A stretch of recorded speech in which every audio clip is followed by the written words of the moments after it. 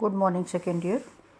आज इस यूनिट 2 का लेक्चर 6 है, जिसमें जो टॉपिक डिस्कस करेंगे वो है आइडियल गैसों की एंट्रोपी का मिश्रण की एंट्रोपी, आइडियल गैस के मिश्रण की एंट्रोपी या entropy change of a mixing of ideal gases. तो मान लें कि इस कांस्टेंट टेम्परेचर पर दो आइडियल गैसेस लिए हैं, एक है आइडियल गैस 1 और दूसरा है आइडियल गैस 2। आइडियल गैस 1 के हमने जो नंबर ऑफ मोल दिए हैं वो हैं N1 और आइडियल गैस 2 के नंबर ऑफ मोल्स हैं N2। और इनका दाब जो इनिशियली है वो गैस 1 का P1 नॉट है और गैस 2 का P2 नॉट है। अब हमने इन दोनों गैस को मिक्स कर दिया, तो मिक्स करने के बाद क्या हो जाएगा, अब ये दोनों गैस मिक्स होंगे तो इनका हम फिर कहेंगे आंशिक दाब। दोनों गैसों का मिश्रण में आंशिक दाब मान ले P1 हो गया और P2 हो गया। नाउ यदि ताप स्थिर है, जो कि हमारी कंडीशन थी, तो entropy change delta S is equal to होगा R log P1 upon P2। तो अब गैस 1 के लिए P1 क्या है, जो शुरुआत में प्रेशर था, यानी कि जो ये है, और P2 जो बाद में प्रेशर है। तो गैस 1 के लिए change in entropy delta S1 यहाँ से हो गया R, और चूँकि नंबर ऑफ मोल्स N1 है तो हमने यहाँ पे N1 R log initial pressure P1 not, तो P1 नॉट यहाँ पे लिख दिया, और फाइनल प्रेशर P1 है तो ये P1 लिख दिया। अब गैस 2 के लिए delta S2, number of moles यहाँ पर हमने N2 है तो N2 R log जो इनिशियल प्रेशर है P2 नॉट अपॉन P2। तो ये इक्वेशन नंबर 1 एंड ये equation number 2। Now total entropy change जब हम मिक्स कर रहे हैं दोनों गैस को, तो टोटल एंट्रोपी चेंज यानी कि डेल्टा X मिक्सिंग से हम शो कर रहे हैं, तो ये हो गया N1 R log यानी कि इक्वेशन नंबर 1 और इक्वेशन नंबर 2, इन दोनों को हमने ऐड कर दिया, ये इक्वेशन नंबर 3 हमारे पास आ गया। Now total pressure of the mixture, total pressure को हम कैपिटल P से डिनोट कर रहे हैं, तो total pressure is equal to हो गया क्या, P1 प्लस P2। मिक्सचर का जो कुल प्रेशर है वो हो गया P1 प्लस P2। यदि मान लें X1 और X2 मोल फ्रैक्शन है गैस 1 तथा 2 के, जब हम मिक्स कर दे रहे हैं तो मिक्सचर में गैस 1 का जो मोल भिन्न है वो X1 है और गैस 2 का मोल भिन्न X2 है। तो डाल्टन के नियम के अनुसार आंशिक दाब के लिए डाल्टन का नियम है, उस नियम के अनुसार P1 यानी कि आंशिक दाब गैस 1 का वो बराबर हो जाएगा X1 इंटू P है कुल दाब। उस तरह से आंशिक दाब गैस 2 का P2 is equal to X2P, ये डाल्टन के नियम के अनुसार हो गया। Now substitute this value in equation number 3। Equation number 3 क्या आ गया था हमारा, ये डेल्टा S मिक्सिंग, यानी कि इक्वेशन नंबर 3 में हम वैल्यू यदि ये रख देते हैं तो delta X mixing is equal to N1 R, same वही है, log P1 नॉट जो आपने इक्वेशन नंबर 3 में था वही है, और नीचे P1 की जगह हमने रख दिया X1P। उसी तरह से यहाँ पर P2 की जगह हमने रख दिया X2P रख दिया, ये इक्वेशन नंबर 4 हो गया।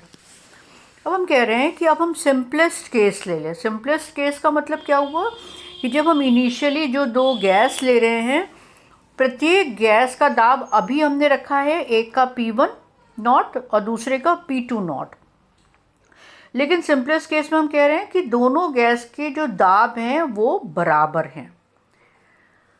तो दोनों गैस के दाब बराबर है, इसका मतलब क्या हो जाएगा, P1 nought is equal to P2 nought is equal to P, यानी कि मिक्स होने के बाद जो कुल दाब आ रहा है P उसी के बराबर हो जाएगा, यदि हम गैस का दाब इनिशियली बराबर लेते हैं। और मिक्सिंग के बाद जो टोटल वॉल्यूम कितने बराबर हो गए, V is equal to V1 plus V2 हो गया। तो ये देखिए, ये इसके द्वारा शो करा हुआ है। इनिशियली हमने चूँकि दाब सेम लिया है तो P इधर हो गया, ये एक गैस 1 और ये गैस 2 हो गया, तो टेम्परेचर सेम कांस्टेंट था तो T इधर है, और उसी तरह से दाब भी हमने समान ले लिया तो इधर भी P और इधर भी P। वॉल्यूम इसका V1 है, इसका V2 है, नंबर ऑफ मोल्स N1 है और N2 है। तो जब हम पार्टीशन को यानी कि ये बीच की दीवार को हटा देते हैं तो दाब क्या रह जाएगा, वही जो कि P, जो कि हमने दोनों बराबर लिया है, तो दाब P, टेम्परेचर वही रह जाएगा और वॉल्यूम दोनों को ऐड कर दिया, V1 और V2 हो जाएगा, उससे number of moles N1 plus N2 हो गया। ना इक्वेशन नंबर 4 को हम सिंप्लीफाई कर रहे हैं तो क्या हो जाएगा, चूँकि दाब दोनों बराबर हो गए, यानी कि ये दाब और ये दाब दोनों बराबर हो गए, दोनों ही P हो गए, तो ये कैंसिल हो गया। और x1 को हम ऊपर ले जाएं तो x1 को ऊपर ले जाएंगे तो यहाँ माइनस साइन आ जाएगा, तो क्या होगा minus N1 R log x1, और उसी तरह से दूसरे हो जाएगा, वहाँ पे भी माइनस आ जाएगा, तो minus N2 R log x2 हो गया। नाउ माइनस आर को हम कॉमन ले लें तो माइनस आर कॉमन लेने पर हमारे पास क्या आ जाएगा, माइनस आर, ये हो गया N1 log x1 और प्लस N2 log x2। तो यहाँ पर तो हमने दो आइडियल गैस लिए थे जिनके नंबर ऑफ मोल्स N1 तथा N2 थे। यदि मान लें कि ideal gas, mixture of ideal gas लें, यानी कि और गैसों की संख्या जो आइडियल गैस है वो और ज़्यादा N1 N2 N3 and so on Ni तक है, तो इसको एक इक्वेशन नंबर 5 को हम जनरलाइज कैसे कर सकते हैं, delta S mixing is equal to minus R summation Ni log xi, ये इक्वेशन नंबर 6 हो गया। मान लें total number of moles n है, कुल मोलों की संख्या n है, तो n इज इक्वल टू क्या हो जाएगा N1 N2 N3 and so on, कहाँ तक Ni तक। यदि इस n को हम, ये वाले n को हम इज इक्वल के दूसरी तरफ ले जाएं तो यहाँ पर हो जाएगा 1 मोल, n की जगह अब क्या आ गया 1 मोल, और यहाँ हो जाएगा N1 upon n plus N2 upon n plus N3 upon n and so on. तो 1 इज इक्वल टू ये N1 upon n is equal to mole fraction of 1 gas पहली आइडियल गैस का, ये mole fraction of second ideal gas and so on. तो 1 is equal to x1 plus x2 plus x3 and so on, कहाँ तक xi तक। तो एक मोल gas mixture के लिए यदि गैसियस मिक्सचर में कुल मोल कितने हैं 1 मोल, जो कि हमने यहाँ पर कर दिया, तो 1 मोल के लिए delta S mixing is equal to minus R, यहाँ पर n की जगह क्या हो जाएगा, ये x1 x2 x3 कहाँ तक है xi तक, तो Ni की जगह क्या आ जाएगा xi log xi। तो delta S mixing is equal to minus R summation xi log xi, ये हमारा फाइनल एक्सप्रेशन आ गया। अब इस इक्वेशन में कहीं पे भी टेम्परेचर नहीं है, तो इस इक्वेशन से हम क्या कंक्लूड कर सकते हैं कि डेल्टा एस मिक्सिंग जो है वो टेम्परेचर पर डिपेंड नहीं कर रहा है, पहला पॉइंट। दूसरा पॉइंट, हमेशा ये जो xi है वो 1 से वैल्यू इसकी कम है, इसलिए delta S mixing will always be positive. क्यों? क्योंकि यदि x 1 से कम होगा तो log xi की वैल्यू नेगेटिव होगी, और नेगेटिव मल्टीप्लाई बाय नेगेटिव, यहाँ पर एक नेगेटिव ऑलरेडी है तो मल्टीप्लाई नेगेटिव से करेंगे तो वो पॉजिटिव हो जाएगा। तो delta x mixing will be always be positive, that is mixing of gas is accompanied by increase in entropy, यानी कि जब हम गैसों को मिक्स करते हैं तो हमेशा एंट्रोपी में बढ़ोतरी होती है, एंट्रोपी बढ़ता है।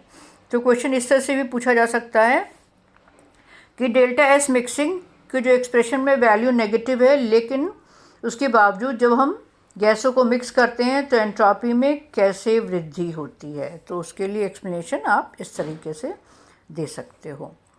तो बच्चों आज ये टॉपिक यहीं तक, नेक्स्ट टर्न पे नेक्स्ट टॉपिक लेंगे। Thank you.